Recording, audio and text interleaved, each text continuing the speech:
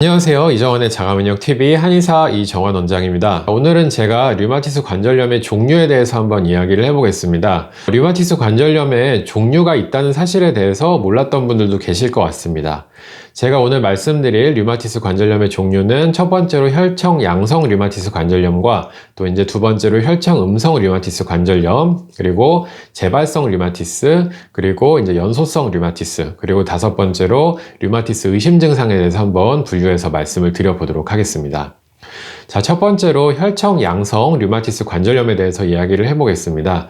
혈청 양성이라는 것은 혈액 검사상의 양성, 그러니까 혈액 검사상에서 이상이 있는 경우를 이야기를 합니다.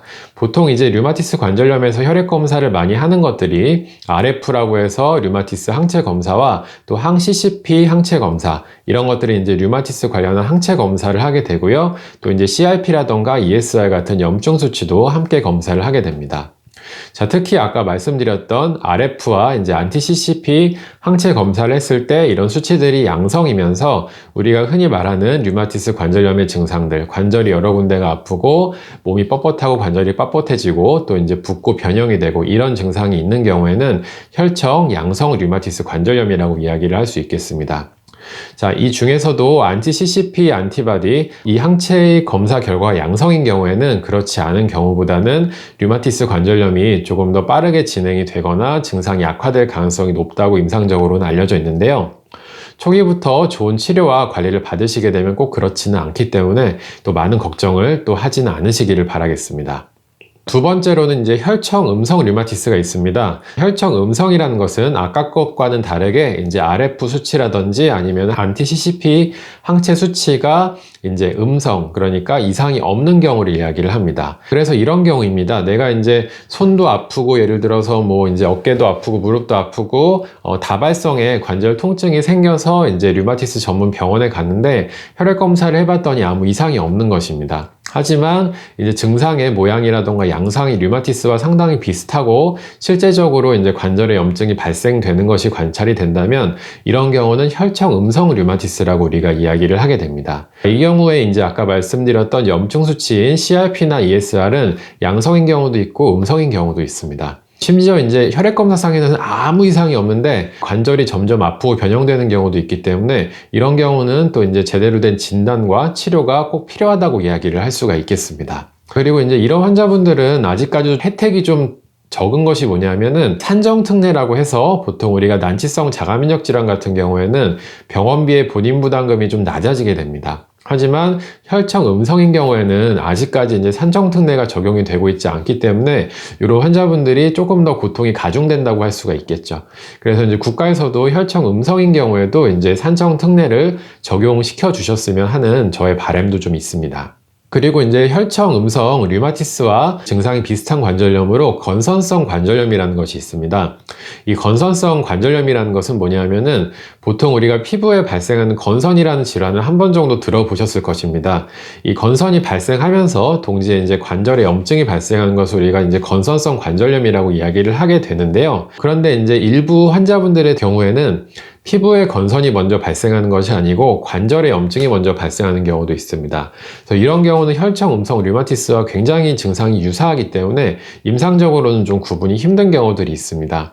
하지만 이제 치료법에 있어서는 자가면역 질환이기 때문에 대동소이하기 때문에 이제 올바른 치료를 받으신다면 또 이제 완화와 관리가 충분히 좀 되실 수가 있을 것입니다. 세 번째로 제가 이제 재발성 류마티스에 대해서 말씀을 드려보겠습니다. 재발성 류마티스라는 것은 뭐냐 하면은 이 증상이 굉장히 왔다 갔다 하는 관절염을 이야기를 합니다. 예를 들어서 손이 좀 하루 이틀 부었다가 다시 좀 가라앉고 다시 이제 어깨가 아팠다가 가라앉고 무릎이 아팠다 가라앉고 이런 식으로 돌아가면서 관절에 다발성의 통증이 나타나긴 하지만 악화와 호전을 반복하는 그런 류마티스 관절염을 보통 우리가 재발성 류마티스라고 이야기를 하게 됩니다. 이 재발성 류마티스의 경우에는 아까 말씀드린 혈액 검사가 양성인 경우도 있고 음성인 경우도 있습니다. 그런데 이제 혈액 검사가 양성인 경우에는 이 재발성 류마티스가 몇 년이 지나면서 일반적인 류마티스로 진행이 되는 경우도 있기 때문에 관찰과 치료가 꼭 필요하다고 이야기를 할 수가 있고요. 하지만 이제 이 재발성 류마티스는 일반적인 류마티스에 비해서는 아무래도 예후가 좀 좋다고 할 수가 수가 있겠습니다. 왜냐하면 한 부위에 고정적으로 염증이 생기는 것이 아니기 때문에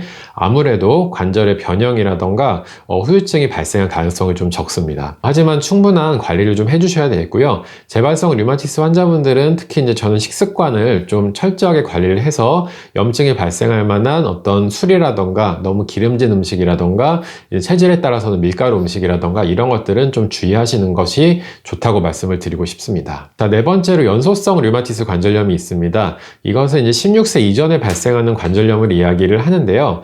보통 우리가 이제 연소성 류마티스에서 혈액 검사를 해봤을 때 이제 류마티스 팩터라던가 이제 RT-CCP 안티바디의 수치가 양성인 경우와 음성인 경우에서 이제 경과를 좀 나눌 수가 있다고 이야기를 합니다. 음성인 경우에는 치료를 하고 또 나이가 들면서 관해가 될 확률이 좀 굉장히 높다고 이야기를 하고요. 이제 양성인 경우에는 또 꾸준한 관리와 좀 치료가 필요하다고 이야기를 하게 됩니다. 이 연소성 류마티스의 특징은 주로 이제 작은 관절보다는 다리나 팔 같은 큰 관절에 나타나는 것이 특징이라고 이야기를 하고요.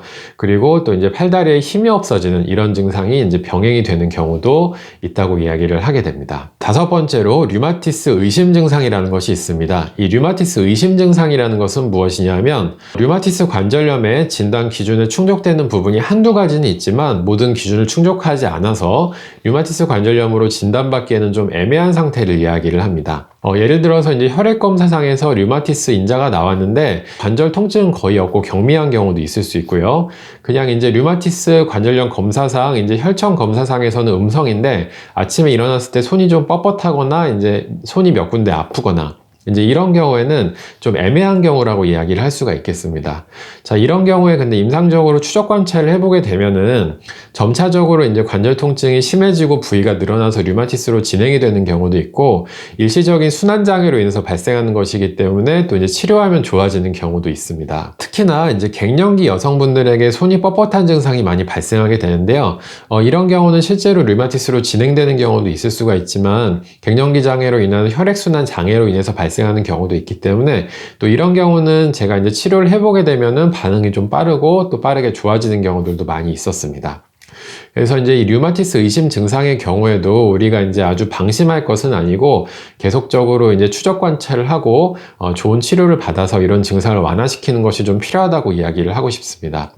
하지만 이제 류마티스 혈액 검사를 했을 때 양성이 나왔다고 해가지고 계속적으로 우리가 검사를 해볼 필요는 없고 제 생각에는 그래도 한 6개월에 1년 정도는 한 번 정도는 우리가 검사를 해서 계속적으로 이제 추적 관찰을 해볼 필요는 있다고 생각을 합니다. 이정원의 자가면역TV 오늘 이렇게 류마티스 관절염의 종류에 대해서 한번 이야기를 해보았습니다. 평소에 류마티스 관절염에 대해서 궁금한 것이 있으셨는데 좀 잘 몰랐던 분들은 좀 궁금증이 해소가 되셨으면 좋겠고요. 앞으로도 이제 류마티스 관절염이라던가 만성 통증 또 이제 다양한 자가면역 질환에 대해서 필요한 정보를 또 전달해 드리는 그런 채널을 계속 좀 제가 운영을 해보고 또 영상을 업로드 해보도록 하겠습니다. 항상 구독과 좋아요 눌러주시는 분들 감사하고요. 이정원의 자가면역TV 오늘은 여기서 마치겠습니다. 감사합니다.